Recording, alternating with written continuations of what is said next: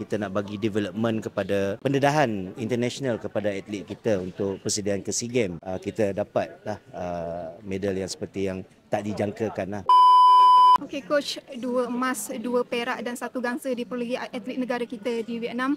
Secara keseluruhan, adakah ini seperti yang dijangka dan disasarkan? Alhamdulillah.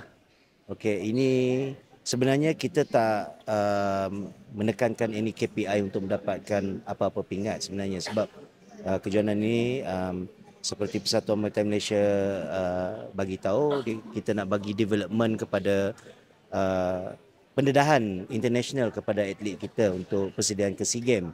Tapi alhamdulillah dengan berkat keyakinan diorang, kerjasama semua, kita dapatlah medal yang seperti yang tak dijangkakan lah.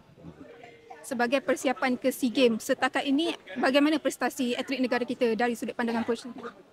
So far prestasi mereka semua bagus, tapi ada beberapa perkara lagi yang perlu kita perbaiki dan kita nak ketengahkan lah. Sebab kalau SEA Games ni kita tahu tuan rumah dia Thailand, and of course dia akan hantar atlet-atlet yang kelas A dia orang lah. Jadi bagi kita akan pertingkatkan lagi daripada segi kekuatan dan juga teknikal kita lah. Difahamkan ini adalah sebagai pendedahan awal di kejohanan Asia. Adakah ini memberi gambaran sasaran di SEA Games nanti akan lebih besar coach? InsyaAllah kita akan cuba lebih baik lagi. Gambaran tu kita boleh nampak sudah. Sasaran tu akan ditetapkan nanti. So kita cuma nampak sekarang kelemahan kita dan kita perbaiki daripada sekarang lah untuk persediaan ke SEA Games.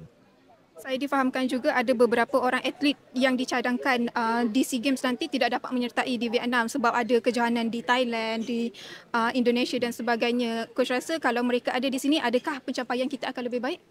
InsyaAllah pencapaian kita akan lebih baik sebab mereka lebih bersedia dan juga mereka tu lebih pengalaman. InsyaAllah kita harapkan berita yang baik nantilah daripada mereka. Kalau coach boleh bagi hint sikit untuk SEA Games nanti, adakah dah ada calon-calonnya dan bila agaknya kem latihan akan bermula? Buat masa ni calon-calon nama sudah ada. Itu sudah ada yang ditetapkan oleh Persatuan Muay Thai Malaysia.